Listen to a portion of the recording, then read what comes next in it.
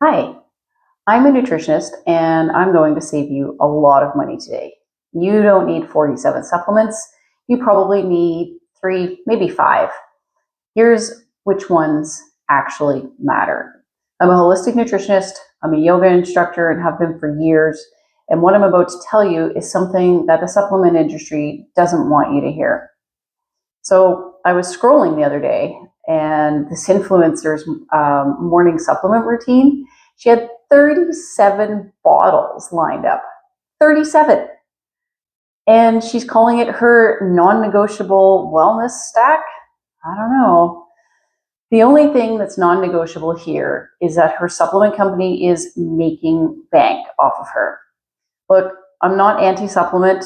I take a few myself, and I'll show you which ones I take.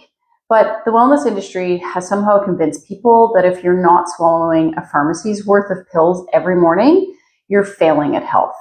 And that's just not how this works. So supplements are called supplements for a reason. They're supposed to supplement your already decent diet, not replace actual food. But that doesn't sell as well as all of these pills, and you'll be immortal. So here we go. Quick disclaimer, I am not your doctor. If you need medical advice, definitely go see your medical doctor. If you have actual health conditions, talk with your healthcare practitioner. But someone who studied nutrition and worked in this industry for many, many years, I can tell you what I've seen that actually works versus what just empties your wallet. So here's what's happening. The wellness industry has flipped the script. They've made it seem like food isn't enough anymore, like our soil is so depleted that we need all of these pills just to survive. Yeah, soil quality definitely has depleted, and we're probably not getting as many vitamins and minerals from the commercially grown food as we could. But taking supplements doesn't actually replace the vitamins and minerals that really are in the food. Basically, just eat real food, because you can't supplement your way into wellness if you're eating like shit. And that's what this is all about. So I saw a post recently listed where everyone needs a probiotic, a collagen supplement, a prebiotic, magnesium, zinc, vitamin D, vitamin C, B12, ashwagandha, all of this stuff. But some of these things aren't actually necessary. First of all, that's $500, just depending on where you live in Canada. Second, half of these you can get from food. And third, some of these actually interact with each other, so they kind of like counteract what one does versus the other does. So you don't actually need all of them. You know what's a great probiotic? Yogurt, sauerkraut, kimchi, any homemade fermented food. There are definitely some better forms of fermented foods on the market these days than what used to be, but fermented foods are where it's at. So you know what else is a great probiotic? Omega-3s, fish, flax seeds, right? So those are great for your omegas. You just can't eat like crap and expect pills to fix it. That's not how our bodies work, no matter what the marketing is telling you. Okay, so what do I actually take? What do most people in Canada actually need? The first, vitamin D. Vitamin D3. If you've got D3K2, that's great too. This is one I actually take. This one has 25 international units. They've actually realized in Canada, because we're too far north to get vitamin D from the sun, that 1,000 international units is not enough to keep us going. We need way more than that. When's the last time you sat out in the sun and said, oh, that's it, that's 1,000 IUs of sun? You don't know how much IUs are in the sun. Nobody does, except maybe the scientists. I don't know how much. All I know is that vitamin D is made from our skin absorbing sunlight. I live on Vancouver Island in Canada. We are way too far north to get vitamin D from April through to September. So definitely vitamin D supplements. And that is 500 capsules in that bottle. That will last me all the way through the season. And I take 2 a day. So I'm taking about 5,000 international units a day. Just because where I live, it's really rainy. I'm not even seeing the sun. Not that that's getting me vitamin D, but it definitely helps me feel better by taking that many. And that cost me less than $20, I think, for that whole thing, because I got it on sale. Number 2, omega-3s. If you don't eat fish regularly, and I mean like 2 to 3 times a week, you probably want an omega-3 supplement. For me, I take flaxseed oil because I'm vegetarian. I'm primarily plant-based. This one has 1,000 milligrams per capsule, and it's got 180 in it. I take this in the morning and I take it in the evening. So it is good. I'm not brand specific, obviously, you can tell. I'm middle of the road when it comes to money, because for me, money is a big thing. Living in Canada, like, hello, it's expensive here. So if you do eat fish, and I recommend eating smaller fish, because the smaller the fish, the less microplastics, then you probably don't need an omega-3 supplement. But if you don't eat fish, then you will need an omega-3 supplement. And you can take a fish oil, or you can take the flaxseed oil as I do. Your choice. Algae is also a great option as well. For me right now with my budget, algae is a little out of my price range. So I am choosing the omegas coming from the flax seeds. Plus, I also eat flax seeds in my diet on a regular basis as well. So you can also add flax seeds to food. So you can put it in soups, stews, oatmeal. That's how I get it. I put it in my oatmeal.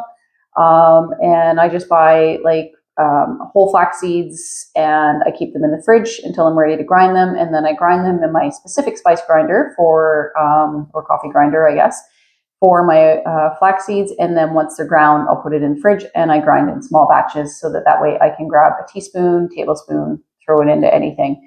You can put it into pancakes, into your cookies, your muffins, anything, right? You can just add it to all your foods, and then you're getting it.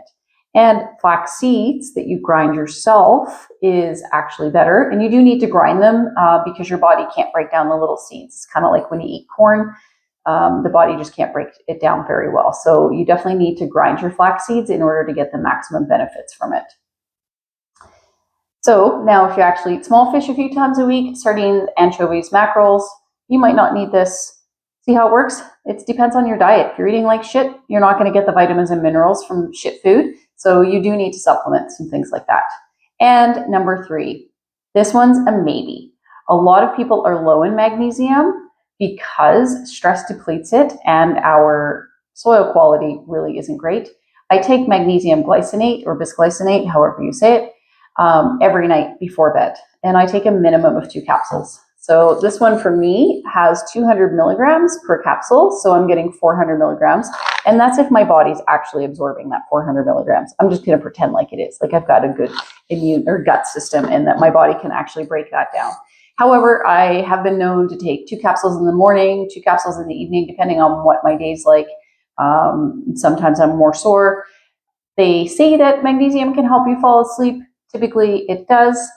And magnesium bisglycinate or magnesium glycinate is the one that is tolerated by most people. However, if you do need a little bit of help going to the bathroom, then I recommend the magnesium citrate, which is a powder, and you put it into warm water and you stir it up a little bit and it fizzes. That one can help because what it does is it puts more water in your bowels where you need it. But that's a whole other topic we're going to talk about another day.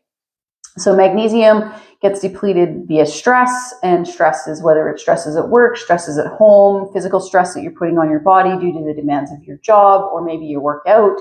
I just really enjoy taking magnesium. For me, it has been a game changer. I used to get a lot more headaches than I do now since I started taking magnesium. So that is a different upside to taking magnesium. Also, just know that there are 5 different types of magnesium, but I'm only going to talk about the magnesium bisglycinate as a supplement for today. We can talk about magnesium in detail in another video. So For me, this cost me about $30 and I got 200 capsules for that, or sorry, 300 capsules, in that one. So for me, if I'm taking 2 a day, that's only going to last me 150 days. If I'm taking more, then it's going to last me less. So you can see that the more you take, the more expensive it's going to cost. The less you take, the cheaper it'll be for you. But you want to go about middle of the road when it's coming to the quality of your vitamins and minerals that you're buying. So you don't need to spend hundreds of dollars on magnesium unless your doctor has told you that this is the one that you absolutely need for your body. Then yep, you spend that money. Also, buying the lowest quality, because unfortunately the supplement industry isn't well regulated, might mean you're not actually getting magnesium in there.